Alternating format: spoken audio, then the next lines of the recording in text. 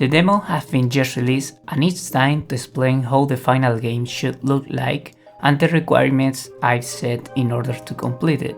Welcome to the 4th Devlog. The demo contains two maps, one that is available from the beginning and another that you will unlock.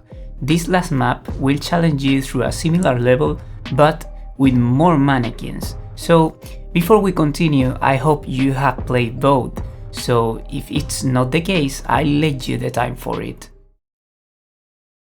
Did you complete it? Seriously? Alright, let's continue.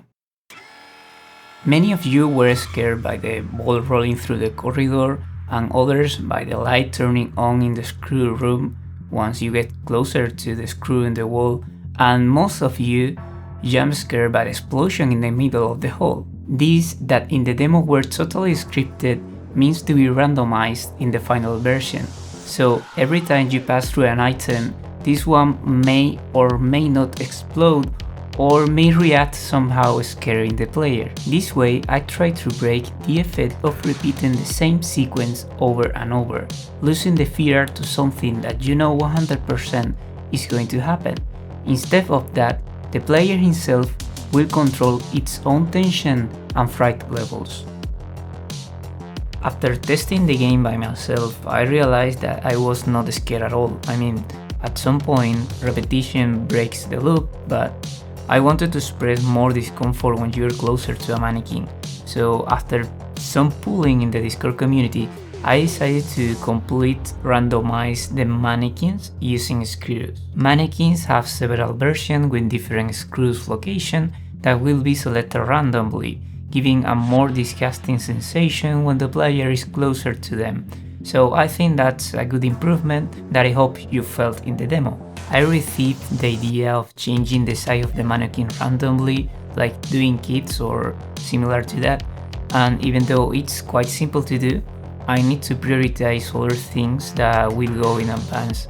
As always, depending on the community opinion, maybe I will implement it. For the time being, the demo only includes a single apartment, and though that's cool, the final game needs more. It needs to make the player dizzy around several apartments and floors, and that's precisely what I want to do. How? The map will be generated randomly and populated randomly according to the difficulty selected, allowing to use seeds to share the same map's distributions with other players. Who will get the scariest seed? When the player press play, it will generate a building with several apartments with randomized distributions, decoration, events, mannequins, and objectives to progress through the map. So every room will be decorated randomly and will be shuffled and disordered, including random textures, everything within a set of rules, so that it gives a different sensation in every apartment. There's an extra feature that I'm not 100% sure if I will implement, but as you could see in the entrance, there were a dilapidated wall, and that's precisely a part of the decoration, randomization, and creepy event, so that it breaks even more the distribution of the apartments. And maybe, as you saw exploding the table and chairs in the hall, you might see exploding a wall in front of your face. But as I said, that's an extra feature that it's not 100% sure by technical reasons. Nevertheless, I definitely will try to bring it as soon as possible, if not in a first version. My philosophy is to bring a complete game, something that you can play and play lots of times if you like. Ensuring every time will be different and you will be scared differently. People can't be alert to all objects expecting to explode, and they won't know where the keys or other items will be to get through. I really love the illumination of the game, and I know it's one of the things that has the most performance cost in the game, but trying to give more uniqueness to this universe, I thought a similar system to Silent Hill, where two worlds coexist, the normal world and the rusted world, and actually each one has its own functions and will bring more pleasure to the player. Let me explain. Once you enter the game, you will start in the normal world. Nonetheless, as the time goes by, you will start changing between the rusted world and the normal one.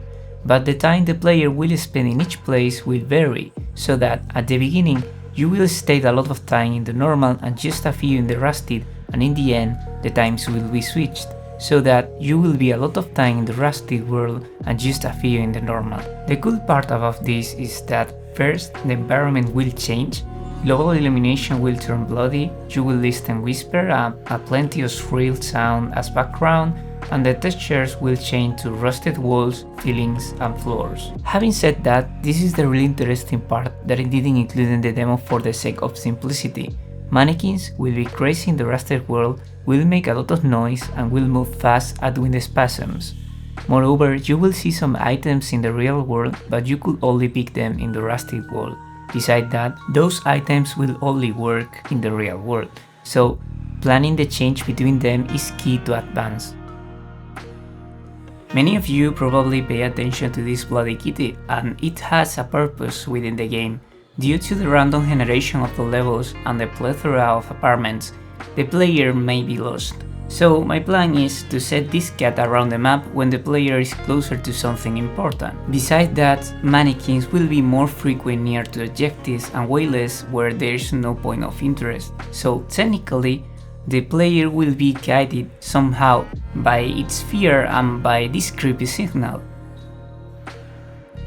The demo is a prelude for the main game, where Clark's college gets lost looking for something inside this place. Later, if you completed the hard mode, you will have seen one last sequence where Clark records the tape 17 giving the introduction to the main game. Moreover, there's another clue in this last recording. Did you figure it out? This is part of my philosophy. Everything has a reward. My goal is 10k downloads. If we get to that point, I'll probably consider finishing the game and releasing it. Otherwise, I will look to other projects and ideas that people may be more interested with.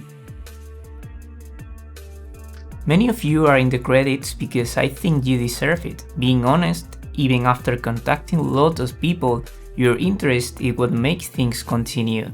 I know it's short, but it's the truth. Thank you all, and I expect to keep growing. If you want to be more connected with all the content or contact with me directly, please consider joining our Discord community, link in the description. Thank you all, have a nice day.